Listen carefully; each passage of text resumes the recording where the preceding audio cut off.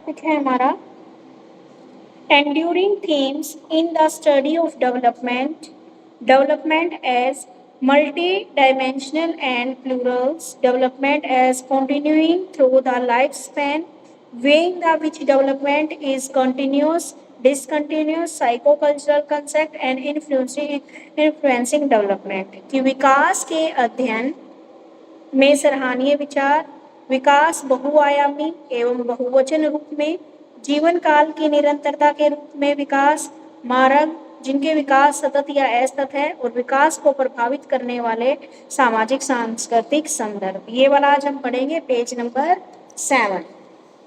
तो देखिए आज का हमारा क्वेश्चन है कि जो डेवलपमेंट है वह हमारी मल्टी डायमेंशनल है। तो इस कथन की व्याख्या कीजिए कि विकास हमारा बहुआयामी एवं बहुवचन में होता है। तो इसकी व्याख्या कीजिए। तो देखते हैं हम तो ह्यूमन की जो डेवलपमेंट है वह अनुवांशिक रूप से मल्टी डायमेंशनल होती है। ठीक है, मल्टी डायमेंशनल का मतलब है इसमें बहुत सारे कारक इसके अंदर शामिल होते हैं। तो सबसे पहले आती है आपकी कोग्निटिव डायमेंशंस। उसके बाद क्या है, इसमें बायोलॉजिकल डायमेंशन होती है, साइको इमोशनल डायमेंशन होती है। ठीक है, तो यानी कि कई डायमेंशन यानी कि कई आयामों का ये तत्व होता है। हमारी कोग्निटिव डेवलपमेंट लगा लो, दूसरा इसमें आपकी बायोलॉजिकल लगा लो और तीसरा आपकी सोशल इमोशनल डायमेंशन लगा लो। तो सबसे पहले बात करते हैं हम अपनी कोग्निटिव डायमेंशन की कि कोग्निटिव की जो एट प्रेजेंट में साइकोलॉजी में कोग्निटिव की अवधारणा बहुत प्रयोग की जाती है। इसमें आप एक स्टिमुलस वर्ड की भी जानकारी दी जाती है। स्टिमुलस का ज्ञान स्वयं में जटिल और बहुरूपीय होता है और अनेक रूप से होता है। इसमें आप परसेप्शन, मेमोरी, देखो कोग्निटिव डेवलपमेंट में सिंपल वे में करना कि जो कोग्निटिव डायमेंशंस है वो हमारा एट प्रेजेंट टाइम में साइकोलॉजी में बड़ा ही महत्वपूर्ण है, क्योंकि ये हमारे संज्ञान से रिलेटेड है, हमारे माइंड से रिलेटेड है। तो इसमें हम कई चीज़ों को, कई ये बहुरूपी हम इसको मानते हैं, इसके कई रूप होते हैं। क्या क्या शामिल होता है इसमें, हमारा परसेप्शन का मतलब होता है हमारा देखने का नजरिया, वो भी हमारे कोग्निशन से ही क्या होता है, कोग्निशन से ही रिलेटेड होता है। ठीक है, तो कोग्निटिव जो हमारा डायमेंशन है उसमें एक तो हमारा परसेप्शन इसी के अंदर शामिल है, हमारी memory, imagination power, thinking, reasoning, problem solving और कंसेप्ट फॉर्मेशन और लैंग्वेज। ये सारे के सारे क्या हमारे कोग्निटिव डायमेंशन से रिलेटेड है। परसेप्शन होता है किसी चीज को देखने का नजरिया, कि आप किसी वस्तु को किस चीज से, किस नजरिए से देख रहे हो। जैसे देखो ये बोतल है पानी की, किसी का नजरिया होगा कि ये बोतल तो खाली है, आधी खाली है, कोई बोलेंगे नहीं आधी भरी हुई है। तो ये होता है हमारा परसेप्शन, किसी चीज को देखने का नजरिया। उसके बाद होती है हमारी मेमोरी, ये भी हमारे कोग्निटिव के अंदर ही आती है। ठीक है, उसके बाद इमेजिनेशन, कल्पना कैसे कर रहे हैं हम, ये भी इसी के अंदर आती है।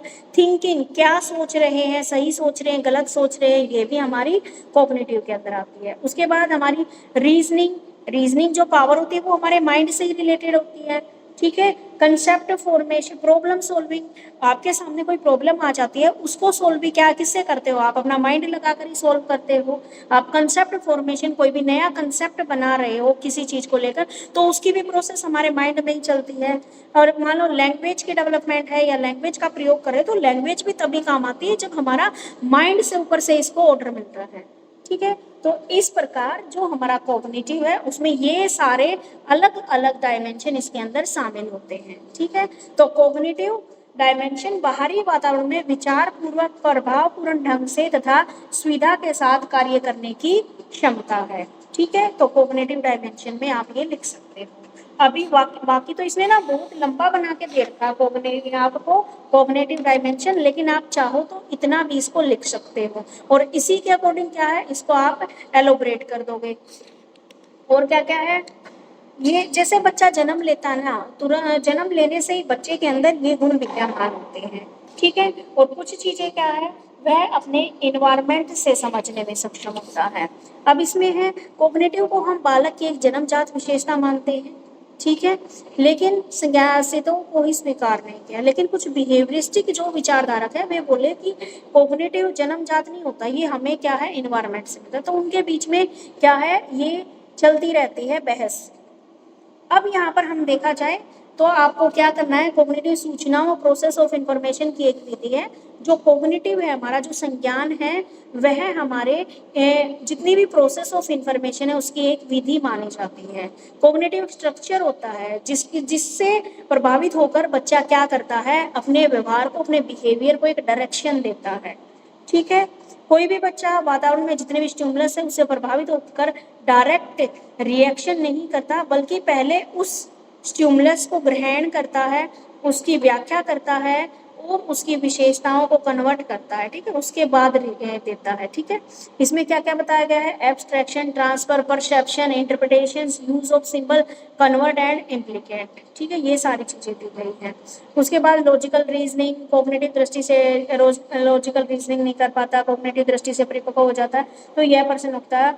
देखो, इतना ज़्यादा एलोब्रेट करने की आपको एक क्वेश्चन जरूरत नहीं है, आपको जस्ट ये बताना है आपका जो डेवलपमेंट है वह बहुआयामी है, उसमें एक नहीं बहुत सारे उसका मिश्रण है। सबसे पहले आपका कॉग्निटिव डेवलपमेंट है, दूसरा आपका बायोलॉजिकल घटक है, तीसरा आपका सामाजिक संवेगात्मक सोशल इमोशनल घटक है। तो कॉग्निटिव में आप ज़्यादा ना लिख के सिर्फ बता देना कि कॉग्निटिव हमारे माइंड से रिलेटेड है, ये बच्चे का जन्मजात से ही होता है और इसमें भी कई सारे कंसेप्ट, कई सारी चीज़ें कॉग्निटिव के अंदर हमारी शामिल होती है, जैसे हमारा परसेप्शन, हमारी मेमोरी, हमारी इमेजिनेशन पावर, सोचने की शक्ति, तर्क वितर्क की शक्ति, रीजनिंग पावर होगी हमारी, प्रॉब्लम सॉल्विंग होगी हमारी, कंसेप्ट फॉर्मेशन और भाषा का प्रयोग। ये सारी हमारी किसके अंदर आती है, कॉग्निटिव डायमेंशंस के अंदर आती है।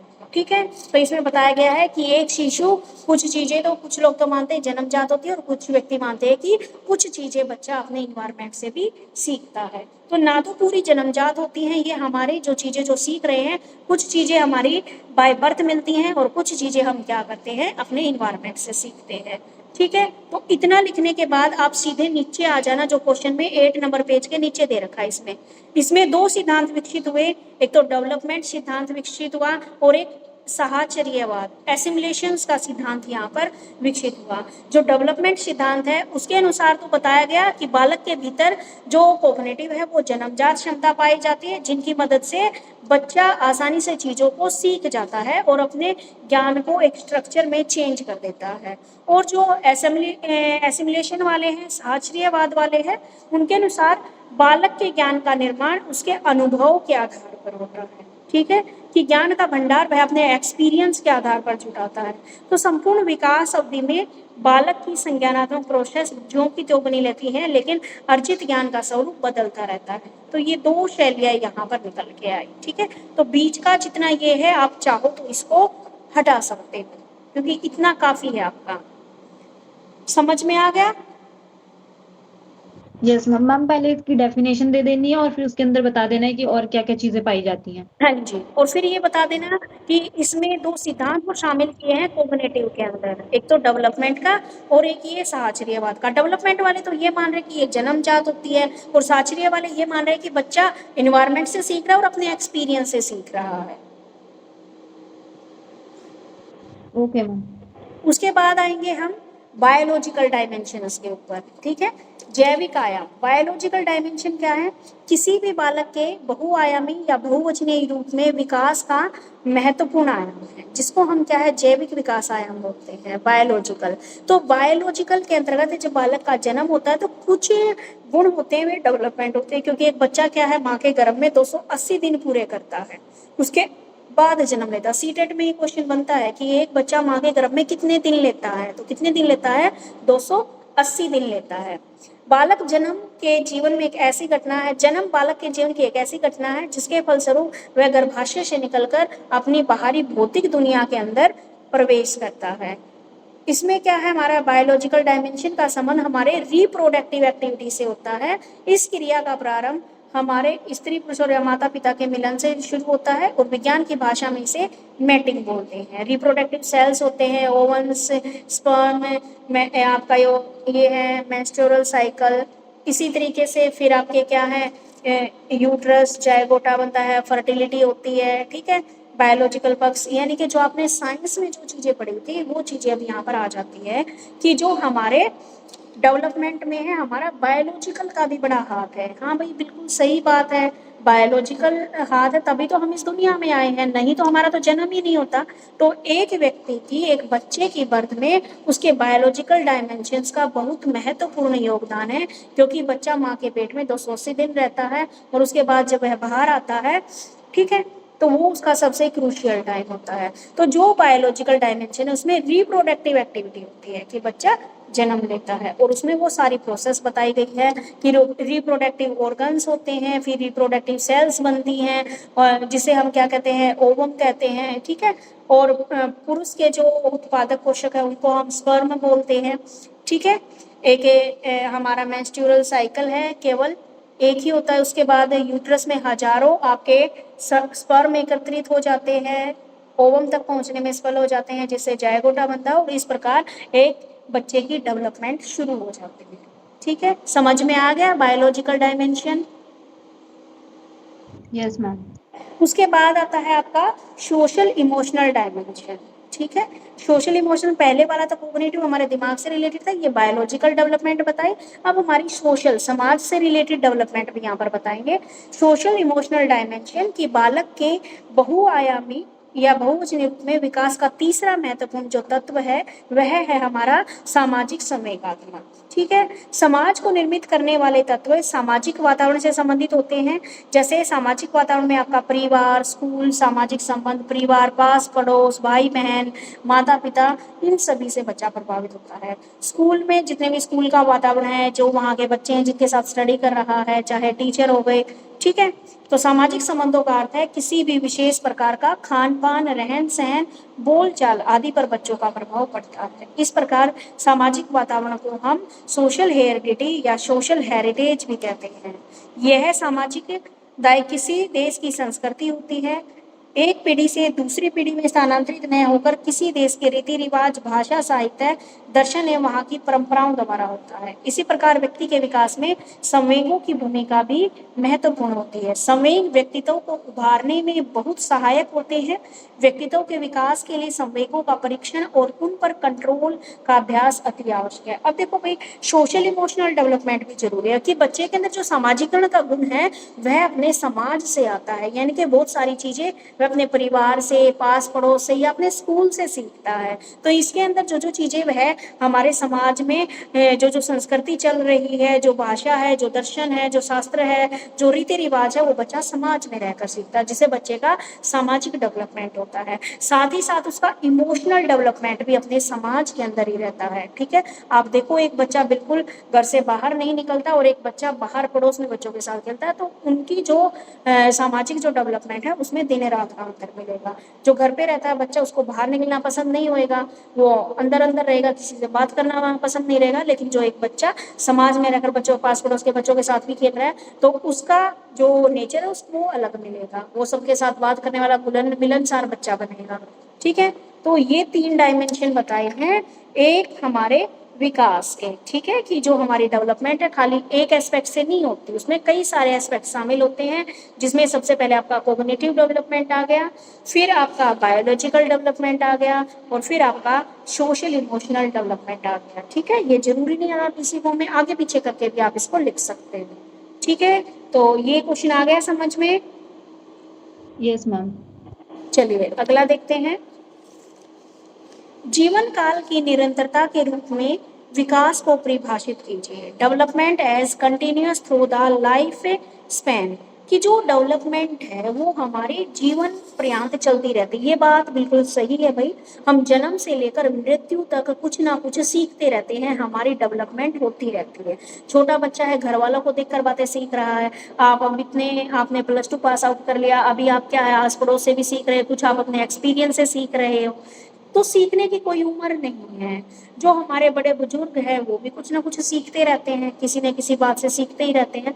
तो इसने बोला कि जो हमारी सीखने की है या जो डेवलपमेंट है वो हमारी पूरी जिंदगी चलती रहती है। देखो, ग्रोथ होती है, ग्रोथ एक टाइम के बाद रुक जाती है। जैसे आप 15-16 साल के हुए तो ग्रोथ होना कम हो जाएगी, आपकी हाइट वगैरह बढ़ना बंद हो जाएगी, लेकिन जो चीजें आप सीख रहे हो वो बंद नहीं होती। कभी आप, जरूरी नहीं है कि आप फॉर्मल वे में ही सीखो, आप इनफॉर्मल वे में भी सीखते हो।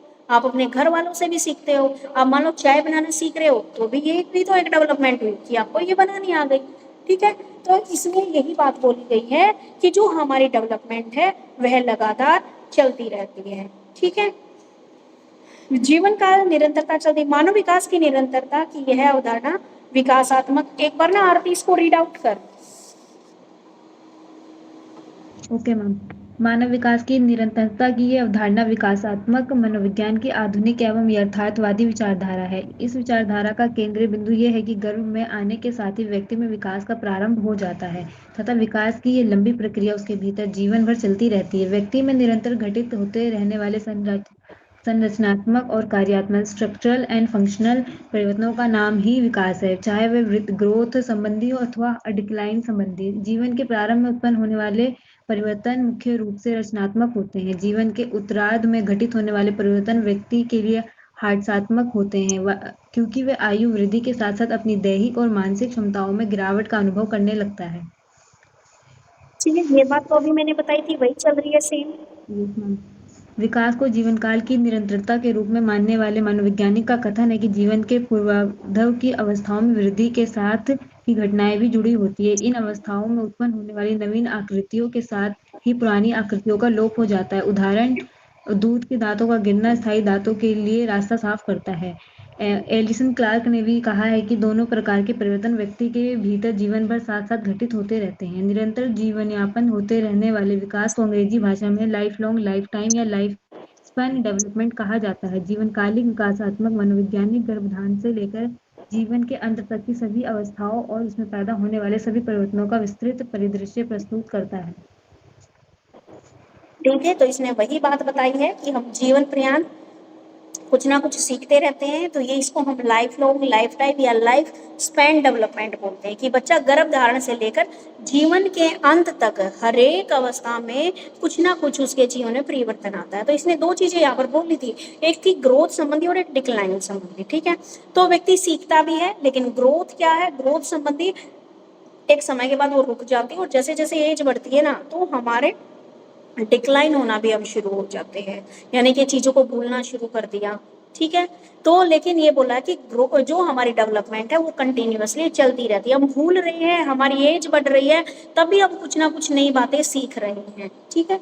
अब आते हैं main point regarding life span perspective, ठीक है, कि जीवनकालीन विकास के पर्सपेक्टिव को देखते हुए कौन कौन से मेन पॉइंट है यहाँ पर। तो बालक का विकास देश काल तथा सामाजिक सांस्कृतिक दशाओं और स्वयं व्यक्ति के अपने अनुभव का व्यापक प्रभाव पड़ता है तथा मानव विकास के संदर्भ में किसी प्रकार का जनरलाइजेशन करना बहुत ही कठिन काम है। यानी कि बच्चे की जो डेवलपमेंट है वो उसके देश, जो समय चल रहा है, जो उसका कल्चर है या स्वयं व्यक्ति अपने जो भी एक्सपीरियंस है उसका इफेक्ट उसके ऊपर पड़ता है, ठीक है। तो जो मानव विकास है उसके संदर्भ में जनरलाइजेशन यहाँ पर हम नहीं कर सकते, ये कठिन है। यानी कि जो हमारी देखो ग्रोथ का पैटर्न तो हर एक देश में सेम होता है, लेकिन डेवलपमेंट का पैटर्न हो सकता है अलग हो।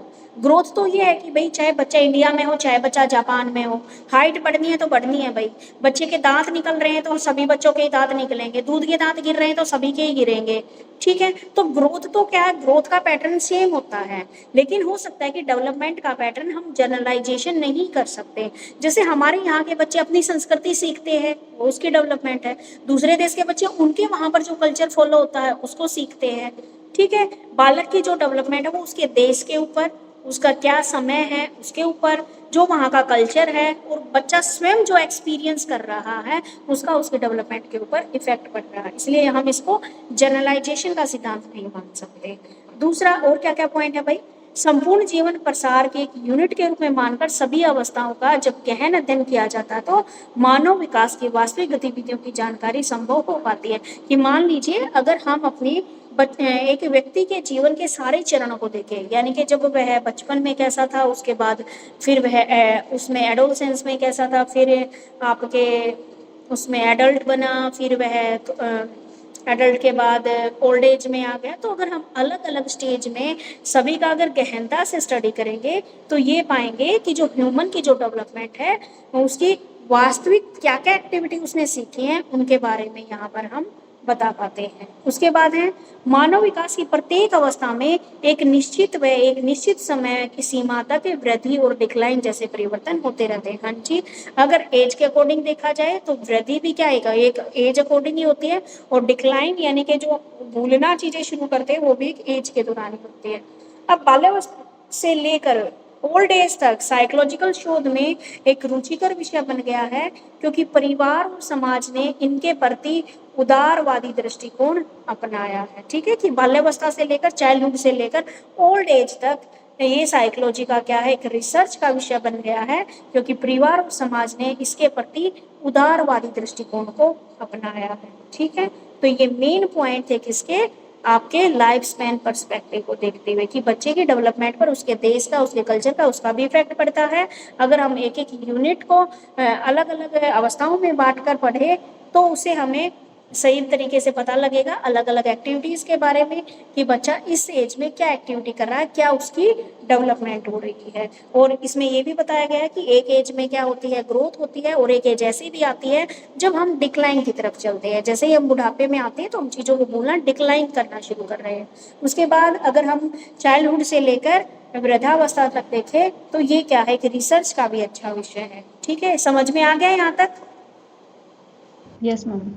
उसके बाद आता है आपका जीवन कालिक विकास के अध्ययन में समस्याएं, कि क्या क्या समस्याएं हमारे यहाँ पर आती हैं। तो जो हमारा जीवन कालिक विकास है उसके अध्ययन में कुछ बाधाएं आती हैं। जैसे सामान्यतः स्कूलों में माता पिता और अध्यापक बालक बालिकाओं और शारीरिक मानसिक क्षमताओं में भी रुचि लेते हैं। वे अपना पूरा ध्यान बालकों तक ही सीमित रख पाते हैं। परिणाम स्वरूप प्रौढ़ और वृद्ध व्यक्तियों पर समय और श्रम नहीं लगाया जा सकता। देखो भाई क्या क्या समस्याएं आती हैं हमारे जीवन काल में डेवलपमेंट के स्टडी में। एक तो क्या है, स्कूल में जो माता पिता हैं या अध्यापक हैं वे बालक बालिकाओं की शारीरिक मानसिक क्षमताओं में ही रुचि लेते हैं, यानी कि बच्चे की क्या है फिजिकल और मेंटल डेवलपमेंट में ही वो इंटरेस्ट लेते हैं।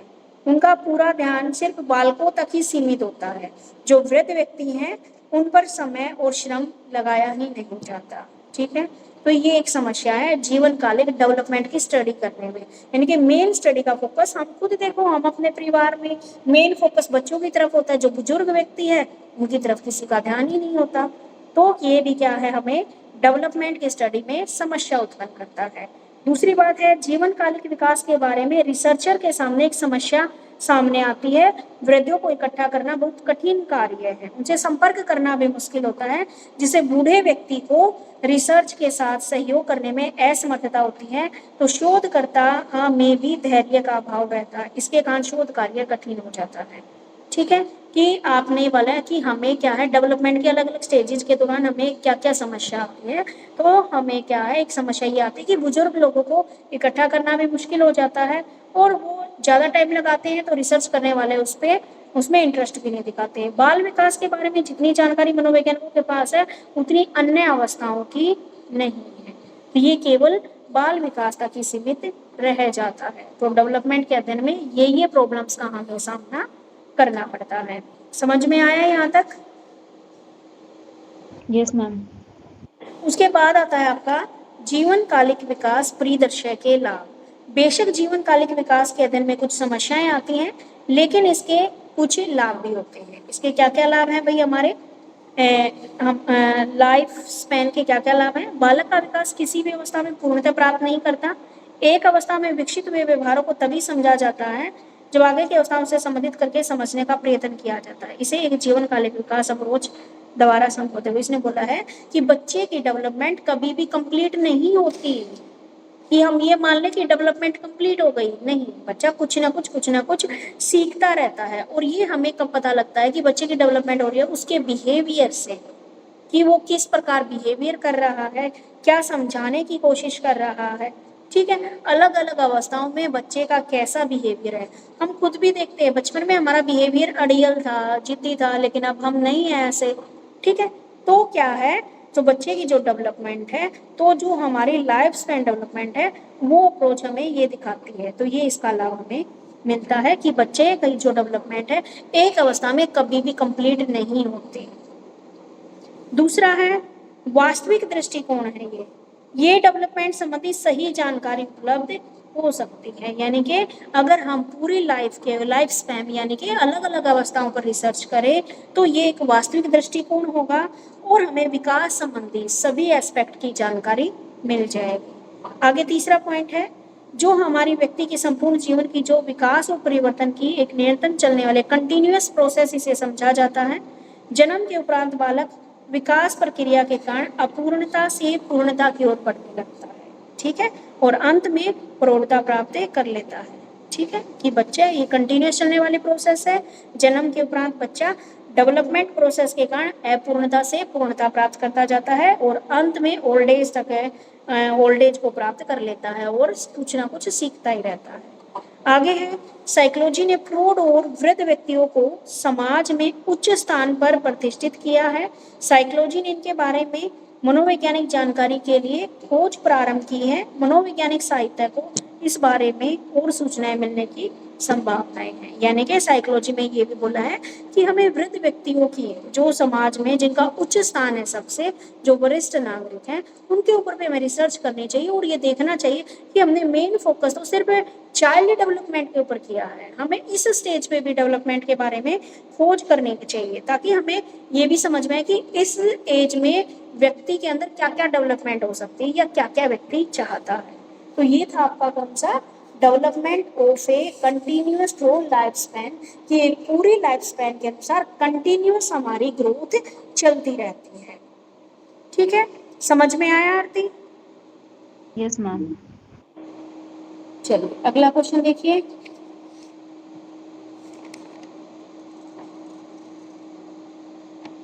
अब आता है आपका कि जो हमारी डेवलपमेंट है वह कंटिन्यूअस है या डिसकंटिन्यूअस, इसके ऊपर हमें बात करनी है।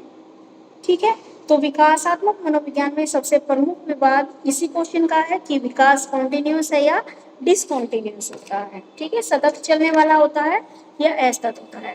कॉन्टिन्यूअस डेवलपमेंट से अभिप्राय है कि बच्चे पुराने ज्ञान और स्किल्स के माध्यम से नए ज्ञान और नई स्किल्स को जोड़ने से धीरे धीरे विकसित होते हैं।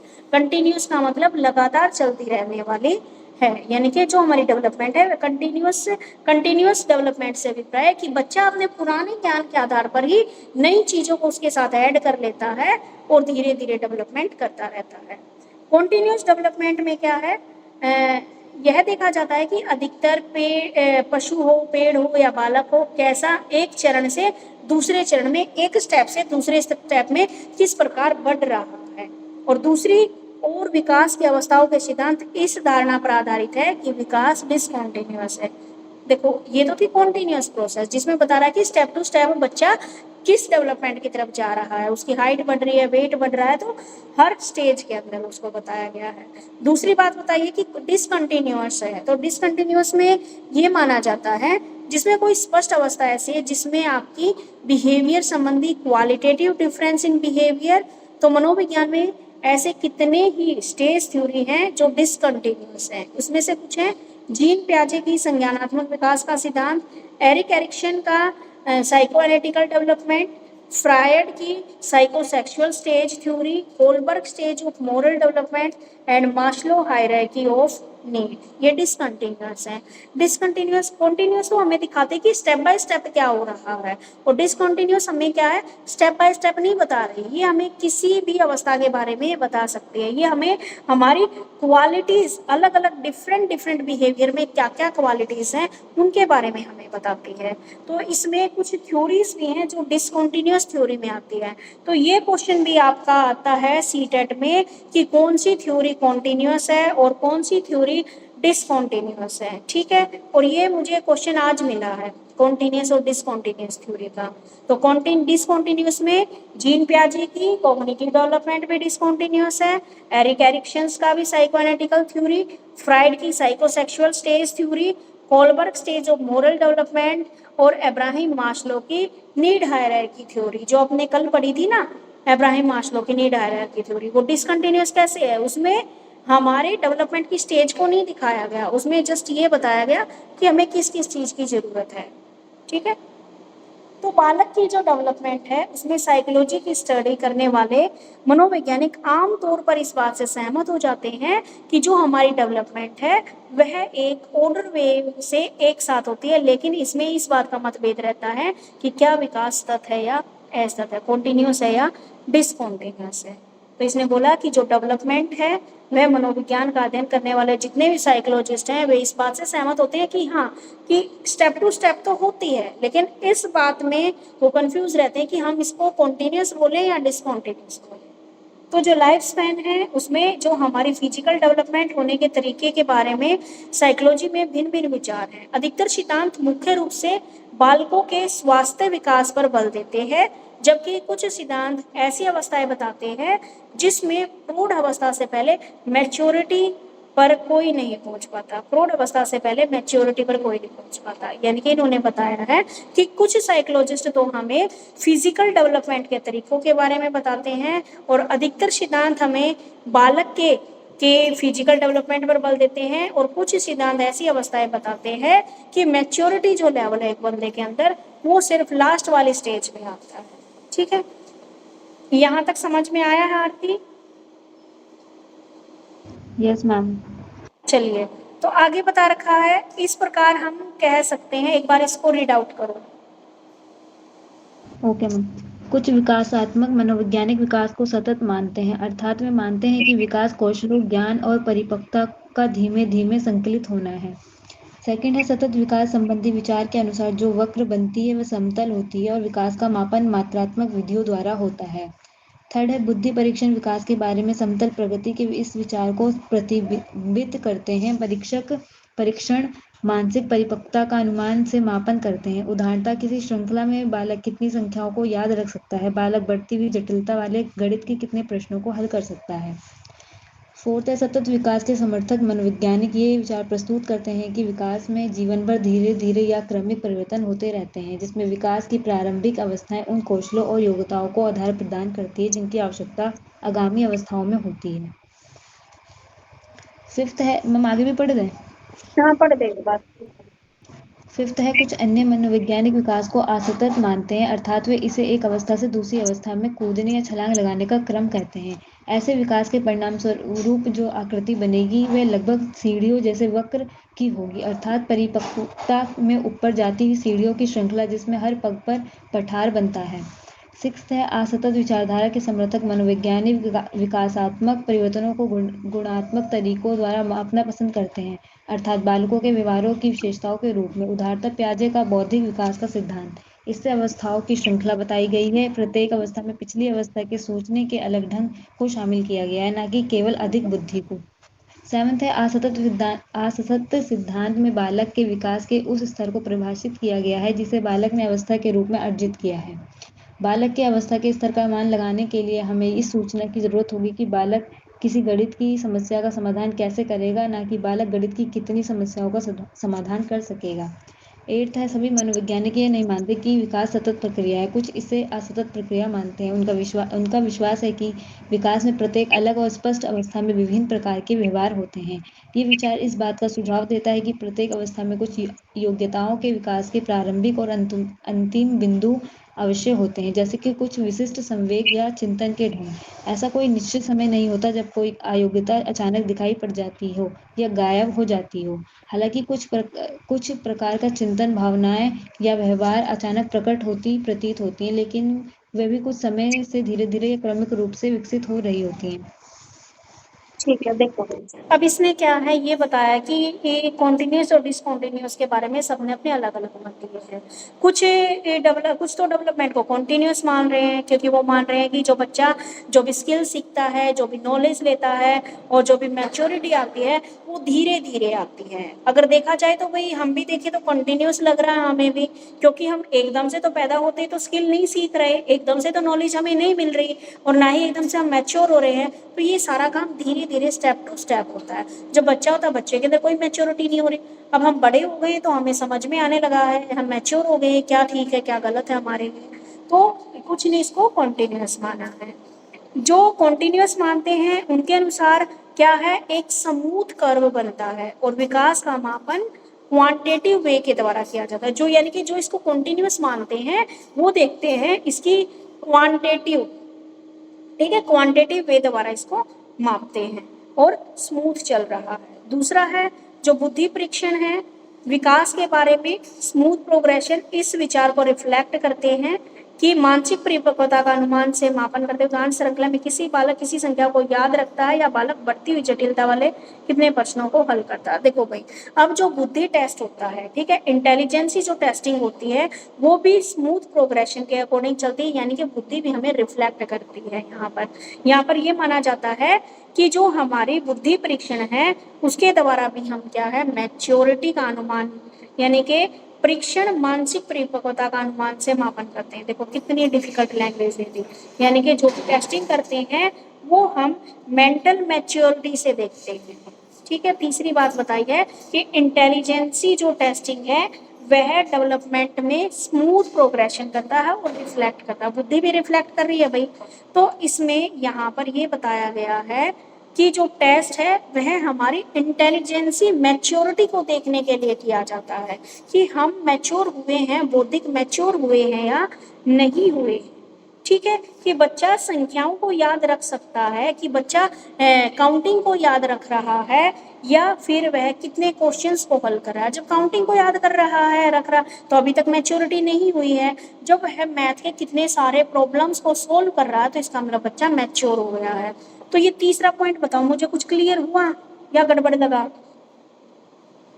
मैम थोड़ा थोड़ा क्लियर हुआ है। ठीक है, 2 पॉइंट हो गए ना क्लियर? Yes ma'am.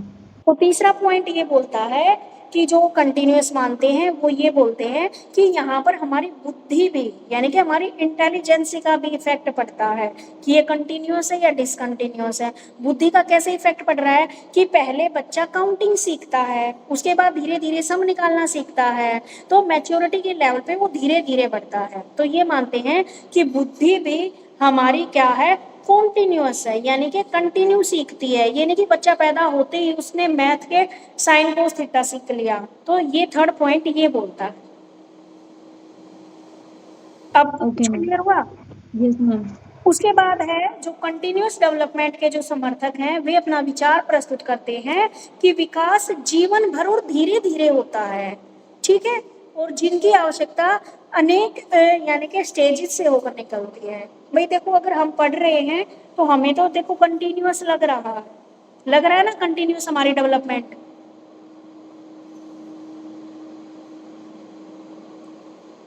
ठीक है, क्योंकि भाई सारी चीजें हम धीरे धीरे स्टेप टू स्टेप ही सीख रहे हैं, तो जिसमें हम स्टेप टू स्टेप सीख रहे हैं तो वो इसको क्या मानते हैं, कंटिन्यूअस डेवलपमेंट मानते हैं।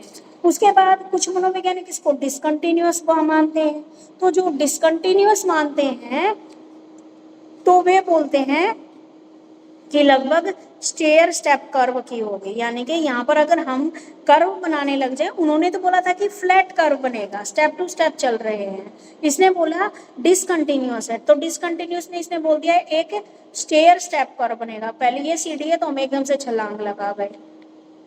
डिसकंटिन्यूअस वाले ये मानते हैं कि हमें क्वालिटेटिव वे द्वारा मापना पसंद है। उसमें क्या था, हमारा क्वांटिटेटिव को मापते थे, यहाँ पर हम क्वालिटेटिव को माप रहे हैं। जैसे प्याजे का इंटेलेक्चुअल डेवलपमेंट, इस अवस्था की श्रृंखला बताई गई है कि प्रत्येक अवस्था में पिछली अवस्था के सोचने के अलग ढंग को शामिल किया गया है। यहाँ पर ये मानते हैं डिसकंटिन्यूअस कि जो हमारी इंटेलिजेंस है ना वो भी हर स्टेप में अलग सोचती है। उसके बाद डिसकंटिन्यूअस थ्योरी में बालक के विकास के उस स्तर को परिभाषित किया जाता है जिससे बालक ने अवस्था के रूप में अर्जित किया है, कि बालक की हर स्तर पर अनुमान लगाने के लिए हमें सूचना की जरूरत होती है कि गणित की समस्या को वह कैसे सोल्व करेगा, गणित में कितनी प्रॉब्लम्स का समाधान कर सकेगा। ये सभी मनोवैज्ञानिक यह नहीं मानते कि विकास कंटिन्यूअस है, कुछ मनोवैज्ञानिक इसको डिसकंटिन्यूअस मानते हैं। तो ये अपीयर डिसअपीयर का मेथड यहाँ पे पड़ जाता है। और हालांकि कुछ प्रकार का चिंतन, भावनाएं और व्यवहार अचानक प्रकट होते प्रतीत होते हैं, लेकिन वे कुछ समय के लिए धीरे धीरे विकसित होते रहते हैं। उनका विश्वास के विकास के प्रत्येक स्पष्ट अवस्था में, ठीक है। तो ये बताया भाई कंटिन्यूअस और डिसकंटिन्यूअस दोनों ही माना है इन्होंने। डिसकंटिन्यूअस में मैम क्या है? हाँ जी इन बेटा। दोनों का डिफरेंस बता दिया इन्होंने। हाँ जी, डिफरेंस बताया है, लेकिन एक आंसर नहीं बताया इन्होंने कि कंटिन्यूअस है या डिसकंटिन्यूअस है। Yes ma'am. मतलब सबने अपने अपने अकॉर्डिंग अलग अलग लिया है। ठीक है, देखो जब हम कॉन्टिन्यूअस पढ़ रहे हैं तो हमें भी लग रहा है कि ये कॉन्टिन्यूअस है, डिसकंटिन्यूअस पढ़ रहे हैं तो इसमें भी थोड़ा थोड़ा लग रहा है कि डिसकंटिन्यूअस होती है, कि हाँ ये बात सही है कि अलग अलग सिचुएशन के अकॉर्डिंग बच्चा अलग अलग बिहेवियर शो करता है, कि बचपन में उसका बिहेवियर कैसा था, फिर अलग हो गया, फिर अलग हो गया। तो ये मामला अभी भी चला हुआ है, कॉन्टिन्यूअस है डिसकंटिन्यूअस है, लेकिन लास्ट में इसने यही बोला है कि जो विकास होता है वो धीरे धीरे विकसित होता है, तो हम इसको मान सकते हैं कि ये कॉन्टिन्यूअस है ना? मैम क्योंकि भाई यस इसमें मैम। देखिए तो एकदम से तो बच्चा कुछ नहीं सीख पाता, स्टेप टू स्टेप ही सीखता है, और कॉन्टिन्यूअस प्रोसेस यही बताते हैं कि बच्चा लगातार स्टेप टू स्टेप सीखता रहता है।